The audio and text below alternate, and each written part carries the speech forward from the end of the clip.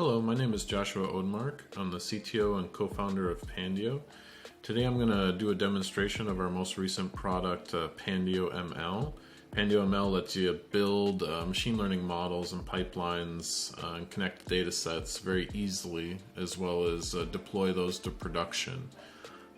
Today we're going to look at an example where we're trying to find if an SMS message is spam or not. So the first thing we're going to do, I've already installed PandioML. You'll see here in my project too, I've already created this before this video. I think it'll be easier watching me type. I'll just sort of copy some of the stuff I've already written and explain it, so save some time. So the first thing I'm going to do is create the data set. So this is a zip file that exists out there that's in CSV format, so we're just gonna create a data set that will retrieve this file and turn it into a stream for us. So the first thing I'm going to do is just use the Pandio CLI to create a project template.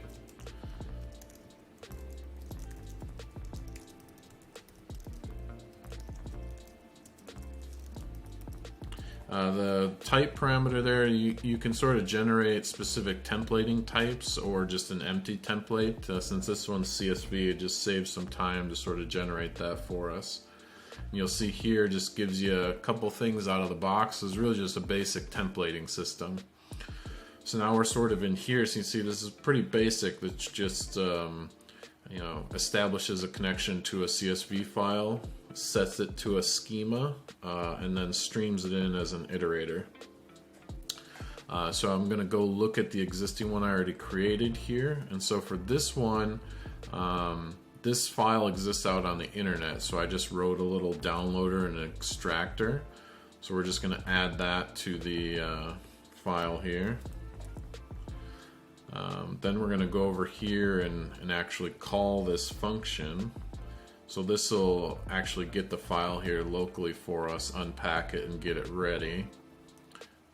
Update our path here. So this just is a little check if the file exists. Don't download it if it doesn't, download it. And that's pretty much it for the reader here. So this is tab delimited. So we'll just update our little reader here to do the tab delimitation. And then this comes with really two columns. So the text of the SMS message, and then whether it's spam or not. And the label's actually text. So just wrote a little something here to change it into an integer. We'll just update this here. So this is just the label, it's an integer, and then the text for the string of the SMS. We'll just rename this class here. So what I'm doing now is I'm just setting a schema to the data. Type safety is really important with data science, and that's effectively what we're doing right there. So, alright, so this data set is ready. I can test it real quick by just instantiating it. Let's just make sure that it can download it and actually run it properly here.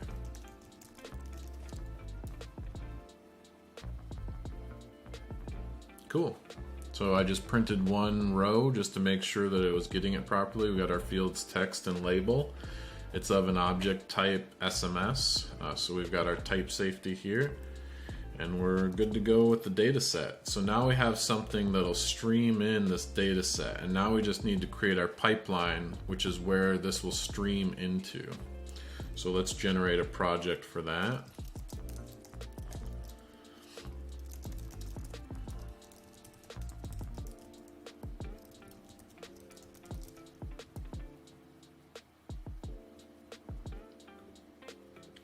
Okay, we'll close these two things so we don't need them anymore. So now we've got a project template. And so there's a lot going on in here, but basically this is just templated a pipeline for us. So this class function, these are all things that we can sort of customize. The only thing required in here is that it defines a pipeline method and returns a pipeline. And this pipeline is basically just, you know, a traditional scikit-learn pipeline with a little bit different syntax, but it's just outlining the steps that need to happen.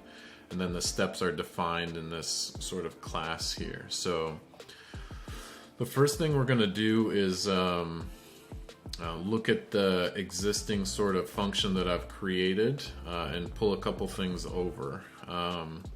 We want to try a couple different models here. So logistic regression, we're not going to use that for this one. We're going to use Bayes models here. So let's try Gaussian and Bernoulli. So we're going to try those two guys. Scalar is sort of put in here as well. We're not going to need a scalar for this particular one. We are going to do some normalizing, but we won't need to do any scaling. We'll leave that in here so it's a little bit easier. And some of the metrics libraries too, we're going to change these out. These will be better metrics to sort of do for this particular problem. Alright, so we're set up here. So now what we want to do is, you know, the text of the SMS, one of the beautiful things about machine learning, is kind of fun about it, is you're doing math with letters. So obviously you can't do that, so you got to convert the letters to numbers, and how you do that is going to determine how well your model does. So there's lots of ways you can sort of do this. We're going to use one that's sort of geared up for this right now.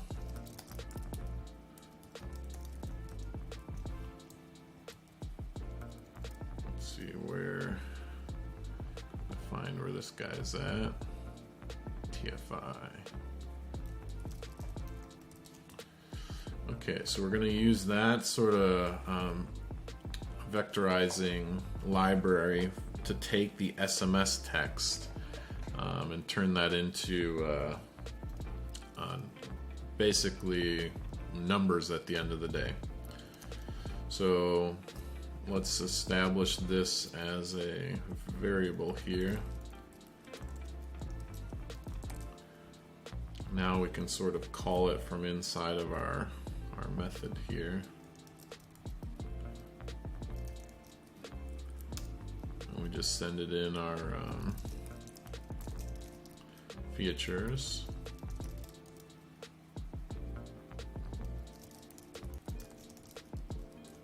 Okay, so now this basically it's doing a learn and a transform. So the reason we established this here in the global scope, or in the global scope of the function, is it's every time it's being called, it's storing information here. So let's go ahead and add our two metrics here.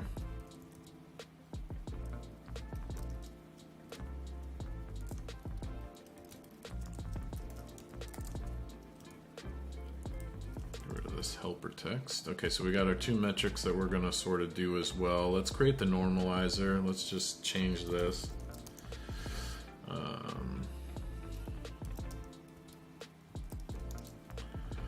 So this will just transform.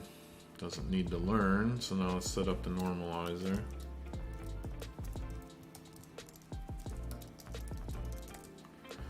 Need to import this guy now.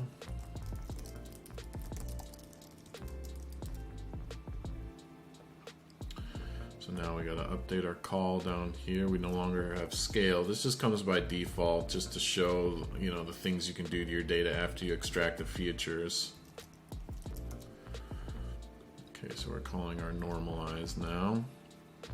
Label extraction, we already put the label in the label field. Input is automatically filled in for you. On every invocation, each row of that CSV, the class that we sort of put that into with the data set, is available in this input variable. So it's automatically populated for you. So you can just call it just like this and you're good. So this one too, we need to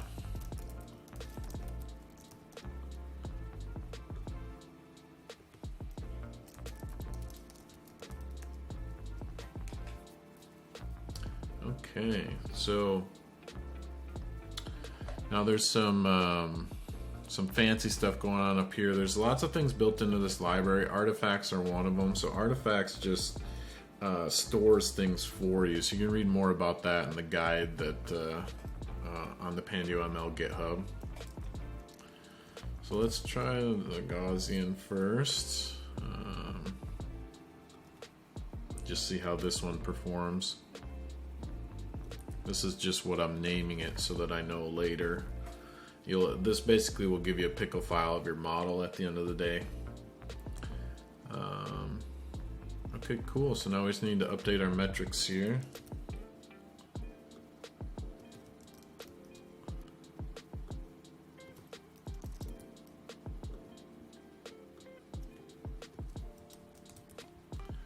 Do our confusion matrix.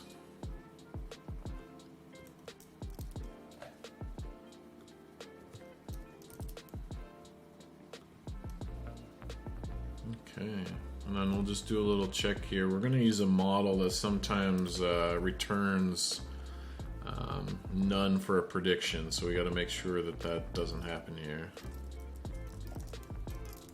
We want to calculate metrics on that sort of scenario. Same thing with the prediction here, so I'm just going to go copy some of this code over here. So sometimes it returns none, so we're just going to set it to a value that will pass the schema validation, but also won't affect our confusion matrix or results. Okay, so it looks good here. So let's go ahead and run this and see what it gives us.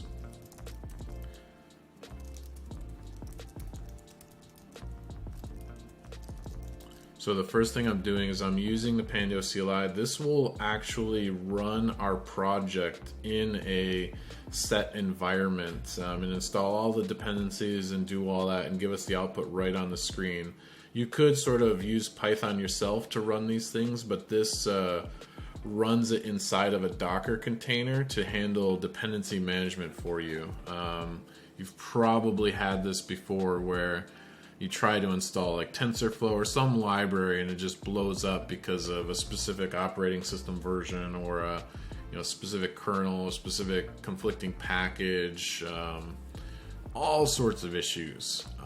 By running it in Docker, it just removes that, just makes it super easy. So by using Pandio CLI test, runs it in Docker and does some other niceties for you. Now we got to point it and tell it where its data is as well.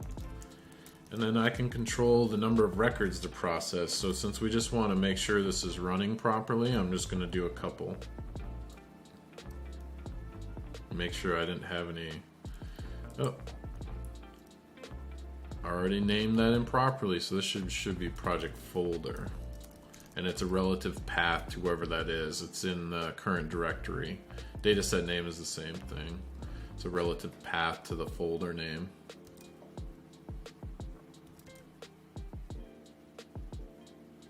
Okay, so we got an error, so let's go look. I put something wrong inside of here.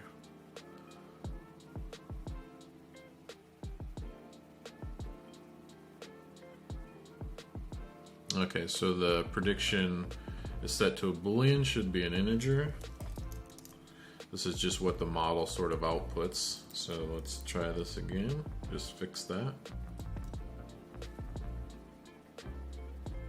Okay, we got a successful run. So nothing's going to be too interesting because we only did 10 records. I just wanted to get this successfully running here for us. So now let's talk about this tool here. So let's run a few more records. Let's do 1,000.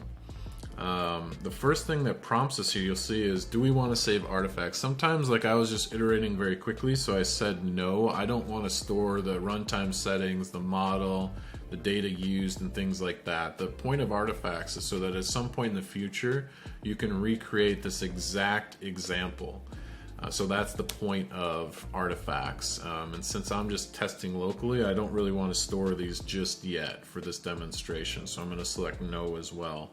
If I select yes, then I get checkpointing and artifact stored at the completion of the run. So let's do 1,000 and see what this gets us.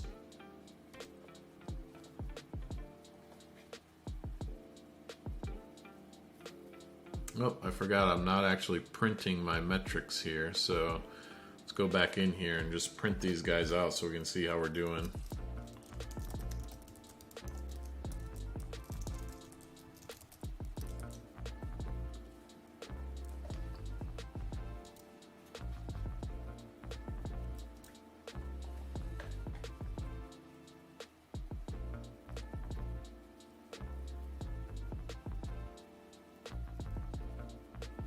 Alright, so it's almost too good to be true, so definitely need to investigate kind of what's actually happening there. But let's switch gears here real quick. And so this data set is about 13% spam, so it's not a balanced data set. So let's go ahead and look like what it looks like if we use a Bayesian as well as sort of handling the sampling of the data. So I've got this other model here that I was working with, so let's go ahead and put that in here as well.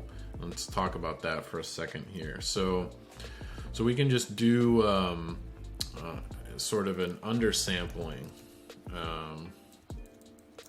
That needs to come from here. So let's grab that guy. So, you know, this is going to use a different Bayesian model. And then it's going to do some undersampling just to try to sort of balance this data set out. So let's go ahead and run this guy and see how it does.